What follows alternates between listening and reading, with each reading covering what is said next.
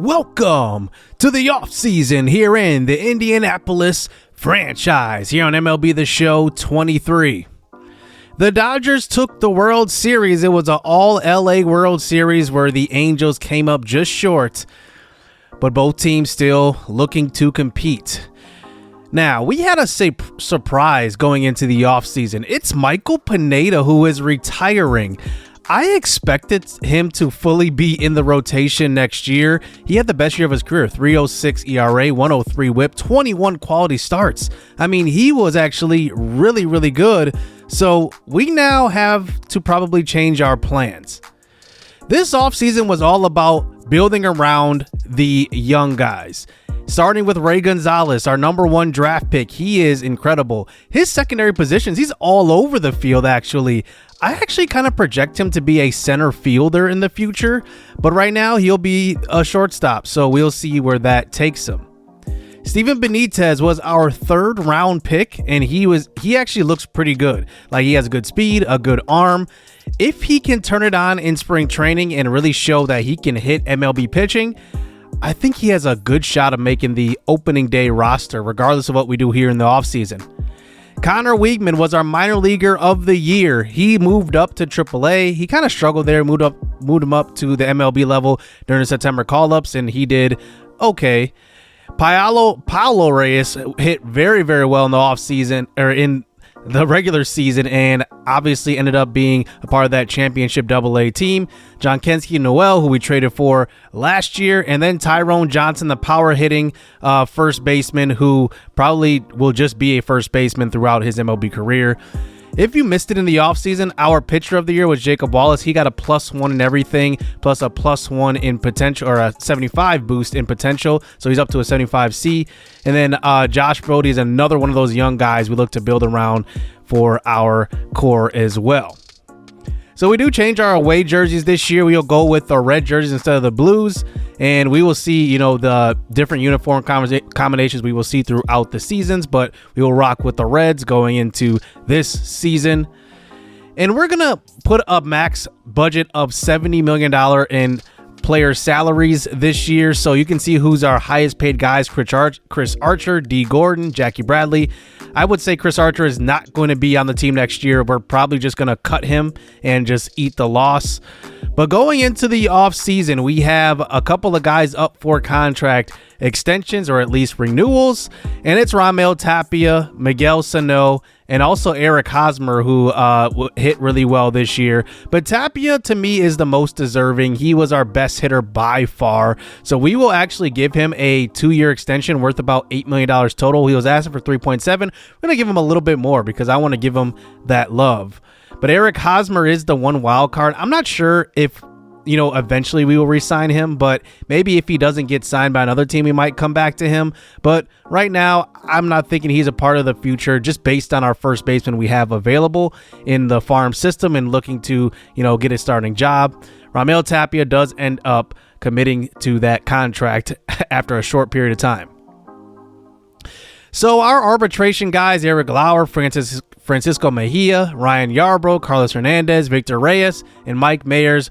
Reyes and Mayers will likely just be cut. Like, I'm not going to keep them around. They are, Reyes is okay, but he did not do good this year. Only hit 209 for us, and then Mayers is pretty terrible, so he will not be on the team next year. And we look into free agency now, and I want to just talk about a couple of, guys that we could be looking at. Now, we're looking at pitching for sure. Like, we don't have any starting pitchers right now, so we need to fill our rotation up. But I'm not going to be spending a ton of money. Remember, we have $70 million as a budget limit. So that will probably be like bottom 8 as far as player salaries go in the major league. So we will not have a huge salary to work with. But we do want to sign quality guys. So we want to find deals. We also just want to add to guys that, will be a part of the future of this rebuild. I also want to get a couple of veterans who will also be, mentors for the young guys. But here are the free agents. There are some interesting guys here, but I'm not like blown away by this free agency class. Like, there are a couple of, top end heavy guys at the top, but nobody I'm really like blown away that I need to go after. So we will see, what our team kind of looks like next year. And I think we're going to be using a lot of young guys. Like, I think we're still in that rebuilding, type of phase, seeing what everybody can do. So that's kind of how we're going to rock this out. But one guy I do want to look at here is Jordan Montgomery, a guy that really has been a quality starter for the last 2 seasons. 119 whip this year, had 22 quality starts. He actually had a very good WAR at 3.3. His strikeouts per 9 was just below 7. Like, he is a solid starter. And one guy I want to consider as well is Jack Flaherty. Jack Flaherty is interesting because he has not been healthy the last few seasons, but all of a sudden he puts on this year where he's hitting free agency, and he's 28 years old. He has good ratings, but they just don't translate well to the show. And he's asking for about $12 million a year over a 5-year period. I'm just not sure if I'm willing to commit to somebody for 5 years right now. I think maybe 3 years is probably the max. So we're going to look at some other guys too. Noah Syndergaard is 31 years old. I'm just not looking to maybe add him because obviously we're looking for guys that will really be either dominant or be guys a part of the rebuild. So I don't think that that's a part of what we're looking for right now, and we're not going to spend a lot of money. Lucas Sessa is one of those guys as well I was looking at, but he doesn't really, blow the doors off at all. Luke Weaver is an option, but he had a decent season. So I go back to Jordan Montgomery, and I think that this is a guy that can help us win some games and obviously not demand a very long contract. So he's looking for a 3-year deal. I will give that to him at $45 million, and I think that, he's a guy that I really like, and a guy that I think could help with Eric Lauer in the rotation. Those 2 guys could be the 1-2 for at least for the next, couple of seasons. But Lauer is only under contract for next year. He's going to be a free agent in 2024. I guess 2025. So I do want to add to our bullpen. Reynaldo Lopez is available. He's going to cost us $4.4 million. I'm not very happy about that price, but I do need quality arms in the bullpen, so he will be our first contract offer as far as bullpen guys. Carl Edwards is second. He's asking for a little bit less.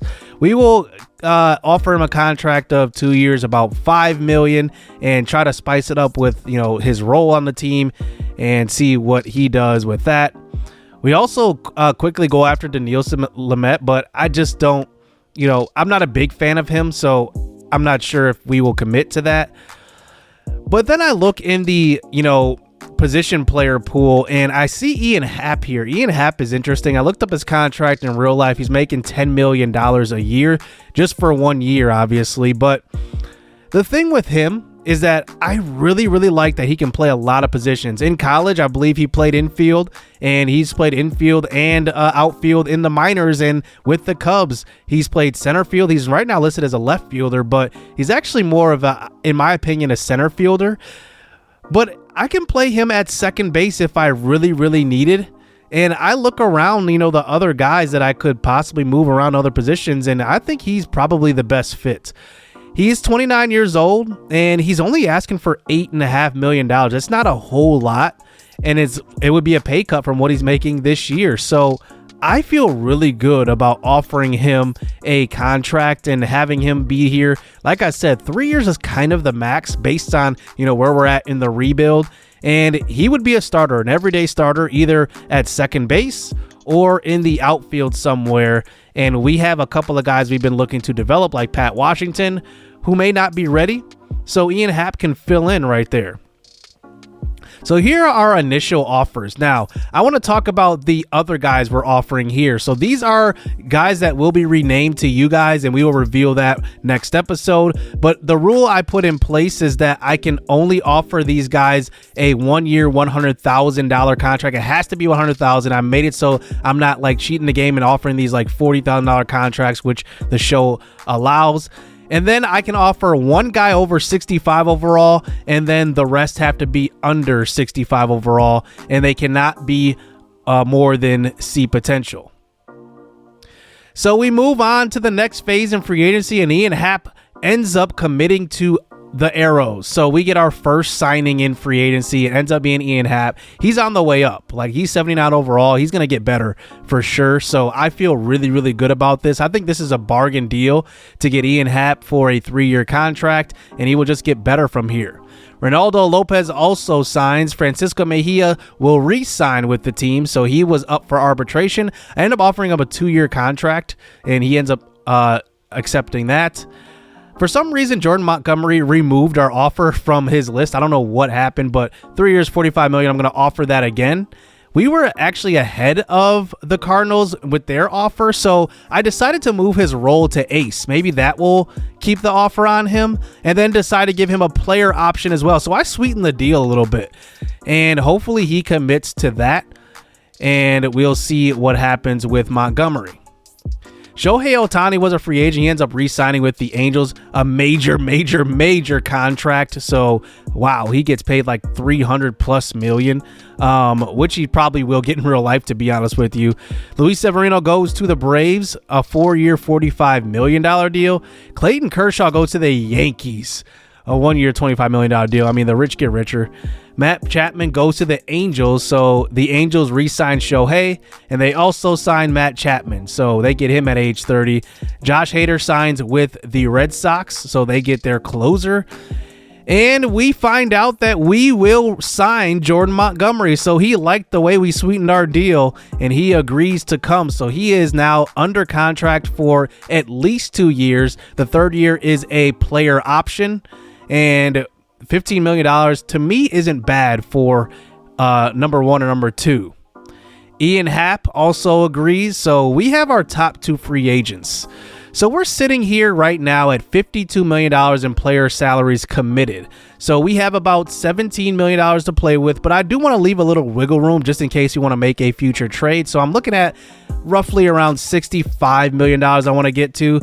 But there are a couple of guys I am looking to probably trade to clear up some of that salary room, and that is Mike Moustakas and Jackie Bradley. I think that Jackie Bradley can contribute to a team looking to win right now, especially defensively. Then Mike Moustakas can be a pinch hitter for a team. So I look at the Yankees, who literally just signed Clayton Kershaw. They're going all in, so I think they're the perfect trade candidate. And I decide to go after a prospect here in Will Warren. I'm not committing to Will Warren to developing him, but I think that he could be used as a future trade chip. You see this a lot in baseball where guys acquire guys just to use them in another trade. So I will acquire him and possibly use him in another trade soon. So we move on to free agency step 4. And the one thing that I love about this part of free agency is that this is where the bargains happen. This is after a couple of guys are signed, a couple of guys are re-signed, and then guys get released into the free agency pool. So we have more options here. One guy I'm looking at here is Brian Anderson. He is 30 years old. He signed with the Brewers, and I don't know if you guys have followed the Brewers in real life, but they are on a tear so far to start this year, and Brian Anderson is a big part of that. He has an awesome arm, 98 arm, and he can play everywhere. So I definitely need depth guys, so I will offer him a 1-year, $1 million contract. That's going to be it. I definitely don't want to commit to him long term because we don't know how good he will be.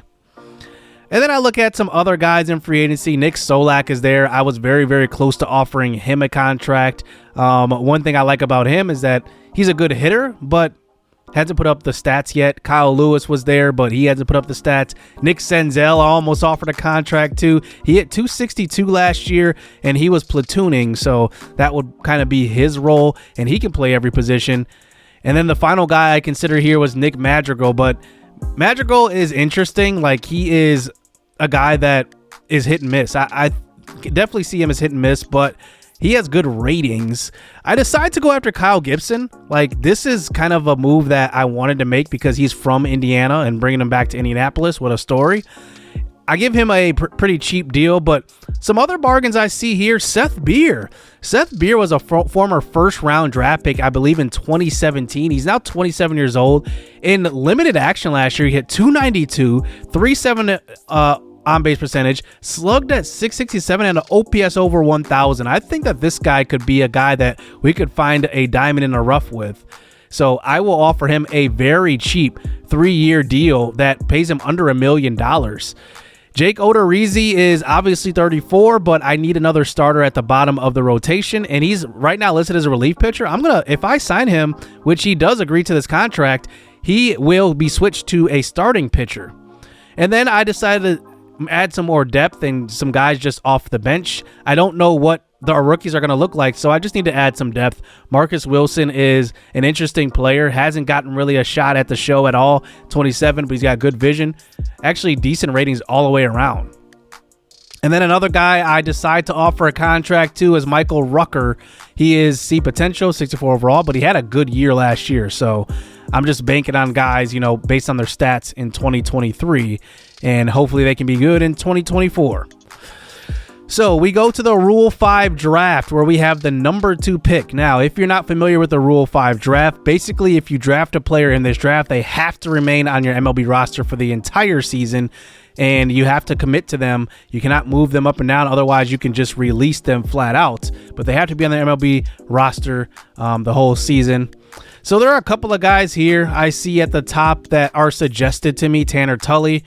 I do want to get another pitcher. Jordan Yamamoto. He's pretty good, 68 overall, but he hasn't played the last couple of years at the MLB level, so I don't know, how good he would be. The one position player I considered here was Lolo Sanchez. I don't know how he's 63 overall with these ratings. Like, he has good contact, good vision. Obviously, some of the power is low, but he's great defensively. So I definitely, had my eye on him.